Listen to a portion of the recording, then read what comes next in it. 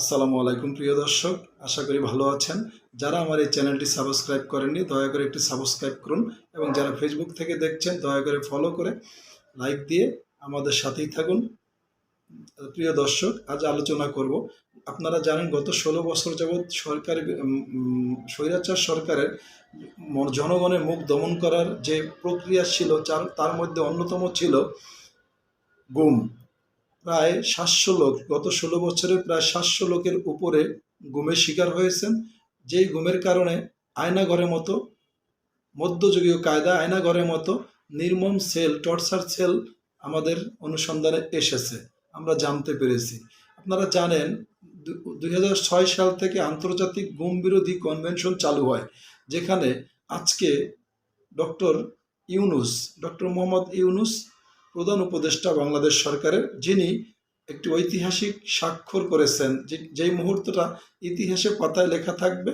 অতীতের মতো ভবিষ্যতে যেন কোনো সরকার কোনোভাবেই নিজেদেরকে জাহির করার লক্ষ্যে, নিজেদের বিরোধী দলেরকে দমন পীড়নের মাধ্যমে যেন কাউকে গুম না করতে পারে, সেই জন্য আজকে ডক্টর মোহাম্মদ ইউনূস সেই গুম বিরোধী বইতে স্বাক্ষর করেছেন। এখন প্রশ্ন হচ্ছে, গত 16 বছরে যে 700 লোকের বেশি গুম হলো, এই পর্যন্ত শেখ হাসিনা সরকার, স্বৈরাচার সরকার কেন গুম বিরোধী বইতে স্বাক্ষর করেননি?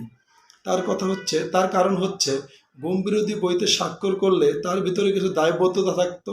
গুম বিরোধী বইতে স্বাক্ষর করলে গুম করা যেত না, কিছু আইন সংস্কার করা লাগতো, এবং সর্বোপরি সে ক্ষমতা থাকার জন্য মানুষকে অন্যায়ভাবে টর্চার করে, গুম করে, খুন করে ক্ষমতা টিকিয়ে রাখতে পারতো না। যার কারণে স্বৈরাচার শেখ হাসিনা সরকার আজকে 6 সাল থেকে এই পর্যন্ত, গত 18 বছরে এই পর্যন্ত সাইন করেনি।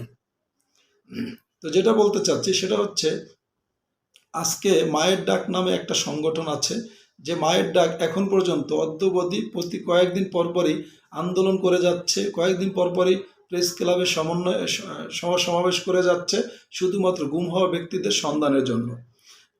এই যে 700-র উপরে গুম হয়েছে 16 বছরে বাংলাদেশে, এই আইনের মাধ্যমে, এই বইতে স্বাক্ষর করার মাধ্যমে বাংলাদেশে এমন কিছু আইন পরিবর্তিত হবে, এমন কিছু আইন তৈরি হবে, আপনারা জানেন স্বৈরাচারের সকল ধরনের আইন নিষিদ্ধ করে এমন কিছু আইন তৈরি হবে, যেখানে এই বাংলাদেশে অদূর ভবিষ্যতে কখনো কোনো প্রকার কোনো দল রাজনৈতিক ক্ষমতায় এসে, রাষ্ট্র ক্ষমতায় এসে রাজনৈতিক বিরোধী দলের মতাদর্শের কোনো লোককে যেন গুম খুনের মাধ্যমে এই ন্যাক্কারজনক পৈশাচিক নির্যাতন না চালাইতে পারে, সেই জন্য এই আইন করা হয়েছে।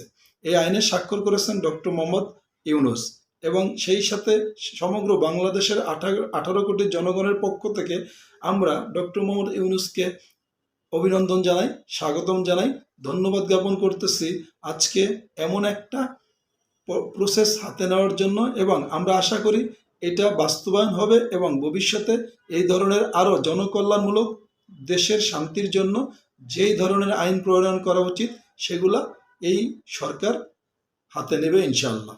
ধন্যবাদ সবাই।